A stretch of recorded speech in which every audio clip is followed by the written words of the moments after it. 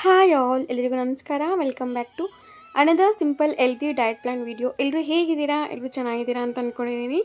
ನಾನು ಸಹ ತುಂಬ ಚೆನ್ನಾಗಿದ್ದೀನಿ. ಇವತ್ತಿನ ವಿಡಿಯೋಲಿ ಸಖತ್ ಟೇಸ್ಟಿಯಾಗಿರುವಂತಹ ಪನ್ನೀರ್ ಮಟರ್ ಮಸಾಲಾನ ಹೇಗೆ ಮಾಡೋದಂತ ತಿಳಿಸ್ಕೊಟ್ಟಿದ್ದೀನಿ. ಹಾಗೆ ಹೆಲ್ತು ಸಹ ನಮಗೆ ತುಂಬಾ ಒಳ್ಳೆಯದು. ಹಾಗೆ ಹೇಗೆ ನಾವು ಬ್ಯಾಲೆನ್ಸ್ಡ್ ಫುಡ್ ತಗೋಬೇಕು ಅಂತ ಈ ವಿಡಿಯೋ ಮುಖಾಂತರ ತಿಳಿಸ್ಕೊಟ್ಟಿದ್ದೀನಿ. ಸಿಂಪಲ್ಲಾಗಿ ನಾವು ದಿನದಲ್ಲಿ ಒಮ್ಮೆ ಆದರೂ ಈ ರೀತಿಯ ಆಹಾರವನ್ನು ಸೇವಿಸಿದರೆ ನಮ್ಮ ಆರೋಗ್ಯಕ್ಕೆ ತುಂಬಾ ಒಳ್ಳೆಯದು ಅಂತ ಹೇಳ್ತಾ ವಿಡಿಯೋನ ತಡ ಮಾಡದೆ ಶುರು ಮಾಡ್ತೀನಿ. ನೋಡ್ಕೊಬನ್ನಿ ಗೈಸ್. ಮೊದಲಿಗೆ ಒಂದು ಕಡಾಯಿನ ಇಟ್ಕೊಂಡಿದ್ದೀನಿ. ಕಡಾಯಿ ಕಾದ ನಂತರ ಇದಕ್ಕೆ ಒಂದು 3 ಸ್ಪೂನ್ಸ್ ಆಗುವಷ್ಟು ಎಣ್ಣೆನ ಹಾಕ್ಕೊಂಡಿದ್ದೀನಿ. ಎಣ್ಣೆ ಕಾದ ನಂತರ ಒಂದು 1/2 ಸ್ಪೂನ್ ಆಗುವಷ್ಟು ಜೀರಿಗೆನ ಹಾಕ್ಕೊಂಡಿದ್ದೀನಿ. ಹಾಗೆ ನಿಮಗೆ ಇಷ್ಟಕ್ಕೆ ತಕ್ಕಂಗೆ ಸ್ಪೈಸಸ್ನ ಆ್ಯಡ್ ಮಾಡ್ಕೋಬೋದು. ನಾನಿಲ್ಲಿ ಚಕ್ಕೆ, ಲವಂಗ ಮತ್ತು ಪಲಾವ್ ಎಲೆನ ಹಾಕ್ಕೊಂಡಿದ್ದೀನಿ. ಹಾಗೆ ಸಣ್ಣಕ್ಕೆ ಉದ್ದಕ್ಕೆ ಹೆಚ್ಚಿರುವಂತಹ ಈರುಳ್ಳಿನ ಸಹ ನಾನಿಲ್ಲಿ ಹಾಕ್ಕೋತಿದ್ದೀನಿ.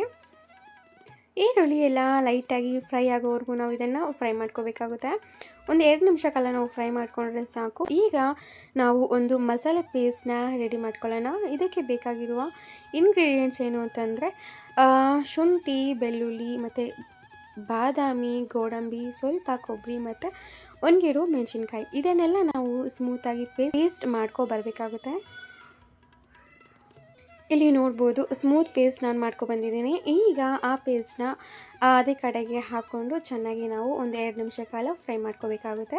ಹಸಿ ವಾಸನೆ ಹೋಗೋವರೆಗೂ ನಾವು ಫ್ರೈ ಮಾಡಿಕೊಂಡ್ರೆ ಸಾಕು. ಆದಷ್ಟು ಸಿಮ್ಮಲ್ಲಿ ಇಟ್ಕೊಂಡು ಫ್ರೈ ಮಾಡ್ಕೊಳ್ಳಿ ಸ್ನೇಹಿತರೆ, ತಡ ಹಿಡಿಯೋ ಚಾನ್ಸಸ್ ಇರುತ್ತೆ. ಸೊ ಆದಷ್ಟು ಸಿಮ್ಮಲ್ಲಿ ಇಟ್ಕೊಂಡು ನಾವು ಇದನ್ನು ಚೆನ್ನಾಗಿ ಫ್ರೈ ಮಾಡ್ಕೋಬೇಕಾಗುತ್ತೆ.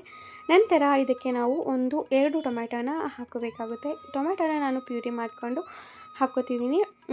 ಪ್ಯೂರಿ ಮಾಡ್ಕೊಂಡು ಹಾಕ್ಕೊಂಡ್ರೆ ಚೆನ್ನಾಗಿರುತ್ತೆ ಟೇಸ್ಟ್ ಅಂತ. ಇದನ್ನು ಅಷ್ಟೇ ನಾವು ಒಂದು 2 ನಿಮಿಷ ಕಾಲ ಫ್ರೈ ಮಾಡಿಕೊಂಡ್ರೆ ಸಾಕು. ಹಸಿ ವಾಸನೆ ಎಲ್ಲ ಹೋಗುತ್ತೆ. ಇಲ್ಲಿ ನೋಡ್ಬೋದು ಈ ಸ್ಟೇಜಲ್ಲಿ ನಾವು ರುಚಿಗೆ ತಕ್ಕಷ್ಟು ಉಪ್ಪು, ಹಾಗೆ ಸ್ವಲ್ಪ ಅರಿಶಿಣದ ಪುಡಿ, ಖಾರದ ಪುಡಿ ಮತ್ತು 1 ಸ್ಪೂನ್ ಆಗೋಷ್ಟು ಧನಿಯಾ ಪುಡಿನ ಹಾಕ್ಕೊಂಡಿದ್ದೀನಿ. ನಿಮಗೆ ಬೇಕು ಅಂತಂದರೆ ನೀವು ಗರಂ ಮಸಾಲ, ಚಿಕನ್ ಮಸಾಲ ಎಲ್ಲನೂ ಒಂದು ಹಾಫ್ ಸ್ಪೂನ್ ಅಷ್ಟು ಹಾಕ್ಕೋಬೋದು. ಹಾಕ್ಕೊಂಡು ಚೆನ್ನಾಗಿ ಮಿಕ್ಸ್ ಮಾಡಿಕೊಂಡು 1 ನಿಮಿಷ ಕಾಲ ನಾವು ಸಿಮ್ಮಲ್ಲಿ ಇಟ್ಕೊಂಡು ಬೇಯಿಸ್ಕೋಬೇಕಾಗುತ್ತೆ.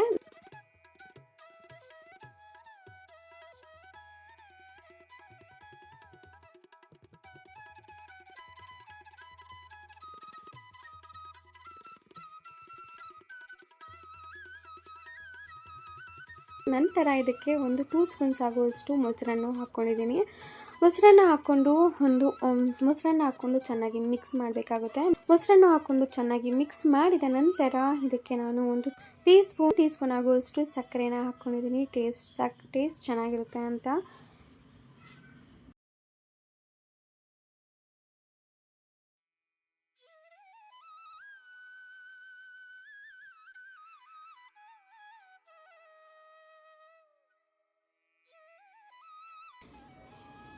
ಈಗ ಮಸಾಲೆ ಎಲ್ಲ ಚೆನ್ನಾಗಿ ಕುದಿತಿದ್ದಾಗ ಕಟ್ ಮಾಡಿ ಇಟ್ಕೊಂಡಿರುವಂತಹ ಪನ್ನೀರ್ ಕ್ಯೂಬ್ಸ್ನ ನಾನಿಲ್ಲಿ ಹಾಕ್ಕೋತಿದ್ದೀನಿ. ಹಾಗೆ ಬೇಯಿಸಿ ಇಟ್ಕೊಂಡಿರುವಂತಹ ಬಟಾಣಿನ ಸಹ ನಾನಿಲ್ಲಿ ಹಾಕ್ಕೋತಿದ್ದೀನಿ. ಹಾಕ್ಕೊಂಡು ಒಮ್ಮೆ ನಾವು ಚೆನ್ನಾಗಿ ಮಿಕ್ಸ್ ಮಾಡ್ಕೋಬೇಕಾಗುತ್ತೆ. ಚೆನ್ನಾಗಿ ಮಿಕ್ಸ್ ಮಾಡಿಕೊಂಡು 5 ನಿಮಿಷ ಕಾಲ ನಾವು ಬೇಯಿಸ್ಕೊಂಡ್ರೆ ಪರ್ಫೆಕ್ಟಾಗಿ ಕುಕ್ ಆಗಿರುತ್ತೆ. ನಿಮಗೆ ಬೇಕು ಅಂತಂದರೆ ನೀರಿನ ಹದ ನೋಡಿಕೊಂಡು ನೀವು ನೀರನ್ನು ಅಡ್ಜಸ್ಟ್ ಮಾಡ್ಕೋಬೋದು. ಇಲ್ಲಿ ನಾನು ಒಂದು 1/2 ಗ್ಲಾಸ್ ಆಗುವಷ್ಟು ನೀರನ್ನು ಹಾಕ್ಕೊಂಡು ಚೆನ್ನಾಗಿ ಕುದಿಸ್ಕೊತಿದ್ದೀನಿ.